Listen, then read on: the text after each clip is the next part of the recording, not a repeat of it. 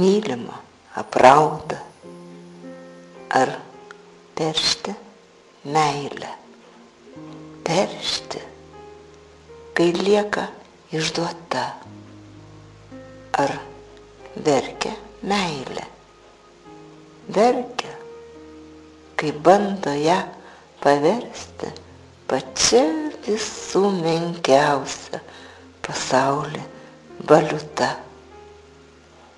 O ar kovoja meilė? Ne, ji visai išeina. Kai ją išduoda, traukis į kevalą atgal, ji niekada ir nieko neiškeitė į kainą. Tad ką jai kariauti su demonais dabar?